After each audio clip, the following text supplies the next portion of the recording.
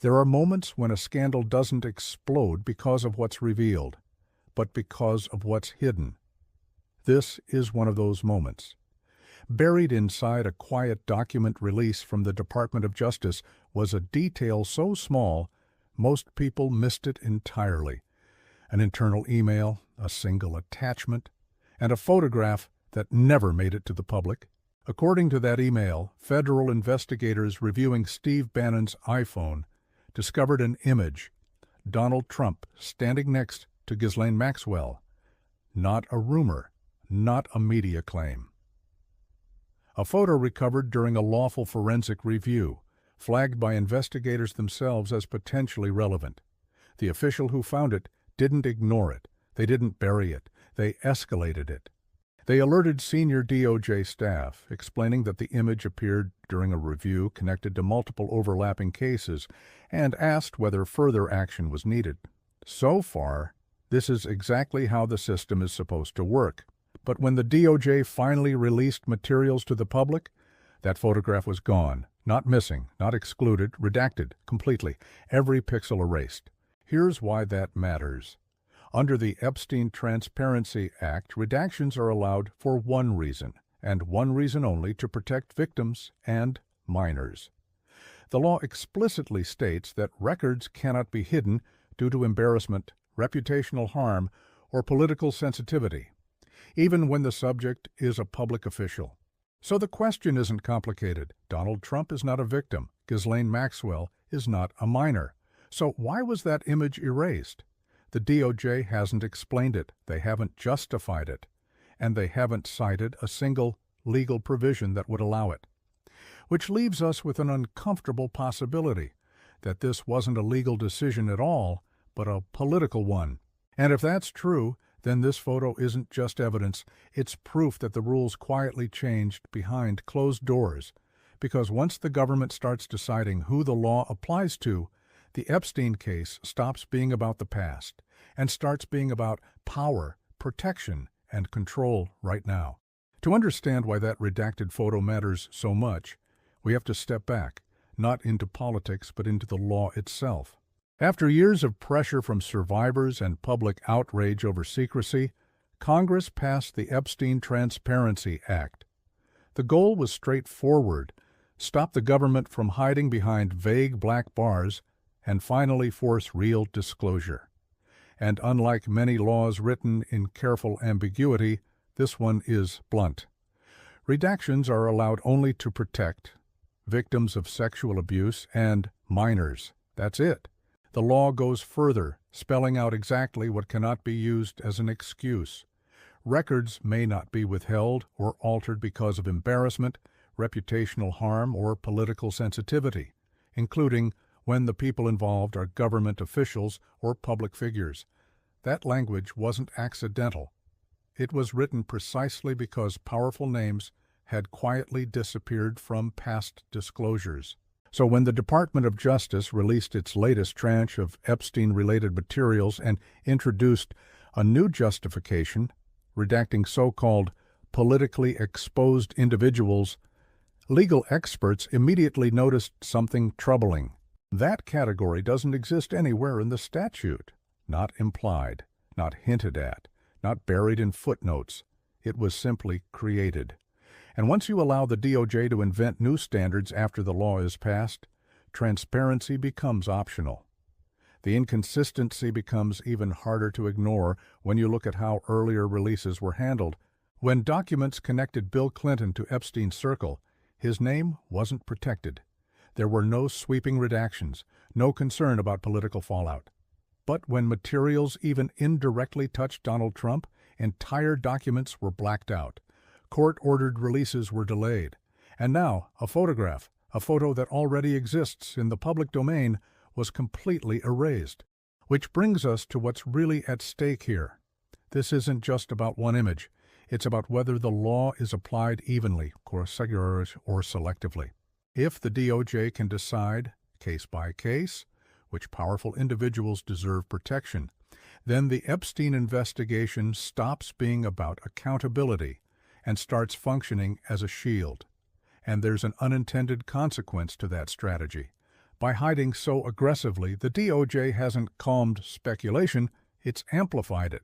Because when people see evidence hidden without explanation, they don't assume innocence, they assume fear. And that perception is no longer limited to Trump's critics. It's beginning to surface among supporters, legal commentators, and even lawmakers who helped write the law in the first place. And that's where the story begins to accelerate. Because once trust collapses, silence stops working. What cracked this open wasn't a press conference. It wasn't a leak to the media. It was an email the DOJ never expected the public to see. A routine internal message, quietly released, sent by a federal investigator tasked with reviewing digital evidence. The subject line was short, almost meaningless at first glance. GM photo on Bannon phone. GM for or sir. Investigators later clarified, referring to Ghislaine Maxwell. Inside the email, the investigator explained they were reviewing Steve Bannon's iPhone 7, using Celebrite forensic software as part of a responsiveness review tied to an ongoing case. And while scrolling through images stored on that device, they found something unexpected. A photograph of Donald Trump and Ghislaine Maxwell together. The investigator didn't speculate. They didn't editorialize. They simply did their job. They flagged the image, notified senior DOJ officials, and explained that the photo might be relevant because those officials were, on both cases, meaning Trump-related matters and Epstein-related matters were now overlapping. That line alone matters. Because it tells us this image wasn't treated as irrelevant background material, it was considered potentially significant enough to escalate internally. And then came the attachment, a screenshot from Celebrite, showing the photo itself. Except when the email was released to the public, the attachment was completely blacked out. Not partially blurred, not cropped, erased. At this point, the DOJ could have explained the redaction. The law requires them to do exactly that. Redactions must be justified, documented, and traceable to specific legal protections. But there was no explanation, no footnote, no citation, no claim that a victim was involved, just silence. And that silence is what transformed this from a routine discovery into something far more troubling. Because the DOJ didn't deny the photo exists. They didn't dispute its authenticity. They didn't say it was irrelevant. They simply hid it. Which raises an obvious question. If the photo is meaningless, why redact it? And if it isn't meaningless, why violate the law to keep it hidden? That's when this story stopped being about what was found and started being about what the DOJ was willing to do to make sure you never saw it. At this point, the DOJ still had options. They could have explained the redaction. They could have cited a specific provision of the law.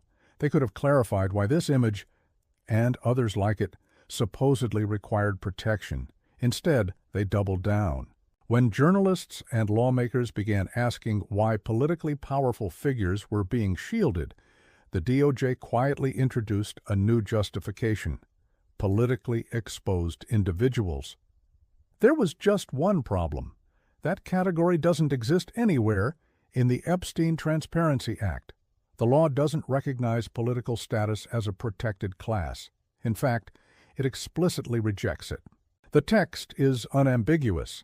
No record may be withheld, delayed, or redacted because of embarrassment, reputational harm, or political sensitivity, including when the subject is a government official or public figure. In other words, the exact reasoning the DOJ appeared to be using is the exact reasoning the law forbids. And it didn't stop with the photo. One of the most striking examples involved a New York grand jury document, 119 pages long, that a federal judge ordered to be released. What the public received instead was a document that was almost entirely blacked out. No explanations, no justification logs, no accounting for why every page was redacted. Lawmakers who co-sponsored the transparency law immediately pushed back, stating publicly that the DOJ's release did not comply with the statute. They pointed out something critical. The law doesn't just require disclosure, It requires the DOJ to explain every redaction it makes. That didn't happen. At the same time, the DOJ quietly admitted something else. After months of insisting that no further Epstein-related records existed, officials suddenly acknowledged that hundreds of thousands of documents were still being held. So the narrative shifted. First, there were no more files. Then, there were files, but they couldn't be released. Then, they were released, but so heavily redacted they were meaningless. Each step eroded credibility, and each step made the redacted photo matter more, not less. Because once you see a pattern, selective disclosure, unexplained redactions, and invented legal standards, it becomes harder to believe this is about compliance. It starts to look like containment, and containment only makes sense when there's something worth containing. By now, the issue wasn't just one redacted photo. It was a pattern, and patterns are hard to explain away as coincidence. When the first tranche of Epstein-related materials was released, the Department of Justice showed no hesitation in allowing certain powerful names to be associated publicly with the case. Bill Clinton's name appeared. Flight logs were discussed openly. Media coverage followed immediately, no special standards, no concern about reputational harm. But when the disclosures began edging closer to Donald Trump, the approach changed. Suddenly, the redactions became heavier. The explanations disappeared, and entire categories of people were quietly placed behind black bars. This selective approach didn't go unnoticed. Even outlets that are typically sympathetic to Trump acknowledged that the DOJ was applying redaction standards inconsistently, shielding some politically exposed individuals while leaving others untouched. And that inconsistency matters. Because the Epstein Transparency Act doesn't allow for discretion based on political alignment. It doesn't say one party gets exposed while another is protected. The law demands neutrality. Yet, what the public saw looked anything but neutral. A photograph already known to exist was hidden.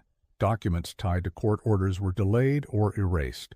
And when lawmakers asked why, the DOJ offered no statutory justification. This is where suspicion hardens. Not because the evidence proves wrongdoing, but because the response suggests fear of exposure. And there's a psychological reality here that the DOJ appears to have underestimated. When authorities hide information aggressively, people don't assume restraint, they assume risk. That's why this story began to fracture Trump's own base. Supporters who were promised full transparency started asking why the files were being dragged out, drip-fed and censored, why a law signed by Trump himself wasn't being followed under his administration, why the DOJ was willing to take reputational damage rather than simply release what the law required. Once those questions enter the conversation, control starts to slip, because at that point, the cover-up becomes part of the evidence. At some point, every attempted cover-up reaches a tipping point, a moment where hiding information becomes more damaging than releasing it. That's exactly what began happening here. As the DOJ continued to stall, redact, and deflect, the narrative quietly shifted, not just among critics, but among people who had every reason to defend the administration. Even outspoken Trump supporters started saying the same thing. The longer this drags on, the worse it looks. The more aggressively the files are hidden, the more it suggests there's something inside them that can't survive daylight. That concern was voiced publicly by commentators who are not hostile to Trump, people who openly warned that suppressing the Epstein files was backfiring. Because every delay raised the same unavoidable question. If there's nothing to hide, why endure this level of political damage? Why accept weeks of negative headlines? Why alienate parts of your own base? Why defy a law you personally signed? Those questions only make sense if the alternative, full disclosure, is worse. And legal experts began saying that part out loud. The familiar phrase, "the cover-up is worse than the crime," suddenly didn't apply anymore. Because sometimes the underlying exposure is so severe that officials decide the damage of a cover-up is the lesser evil. That interpretation reframes everything. It explains why the DOJ appeared willing to violate clear statutory language, why it absorbed public criticism without responding, and why it continued suppressing material even as outrage grew. At that point, silence stopped looking like strategy. It started looking like panic. And once panic sets in, escalation becomes inevitable. Because now, this wasn't just about documents. It was about whether the law itself still mattered. Eventually, the silence from the Department of Justice became so loud that it forced a response, not from prosecutors, but from the people who wrote the law itself. Lawmakers who co-sponsored the Epstein Transparency Act publicly stated that the DOJ ELS document release did not comply with the statute. Their criticism wasn't vague. They pointed to specific failures. Court-ordered materials that were released almost entirely blacked out, no explanation for why redactions were applied, and a complete absence of the required redaction justifications. One lawmaker made the situation unmistakably clear. The DOJ released a 119-page grand jury document that a federal judge had ordered disclosed, and nearly every page was redacted, not selectively, not carefully, almost completely, and under the law that's not allowed. The statute doesn't just mandate transparency, it requires accountability. Every redaction must be explained, every withheld portion must be justified. None of that happened. At the same time, the DOJ quietly changed its own story. For months, officials claimed there were no additional Epstein-related documents left to release. Then suddenly, they admitted there were hundreds of thousands of pages still being held. That reversal mattered, because it suggested the problem wasn't a lack of records, it was a lack of willingness to release them. Lawmakers began discussing options that hadn't been on the table before: contempt, referrals for obstruction, even impeachment of senior DOJ officials. And this wasn't framed as a partisan move. Some of the strongest reactions came from Republicans, including members of Trump's own political coalition, who felt the law was being openly ignored. That's the moment this story crossed another line. Because when the people responsible for enforcing the law are accused of violating it, and the authors of that law agree, responsibility can no longer be deflected. At that point, the DOJ isn't just managing information, it's risking legal consequences of its own. What the Department of Justice seemed to overlook was the long-term cost of this strategy. Because even if the goal was to limit short-term fallout, the consequences moved in the opposite direction.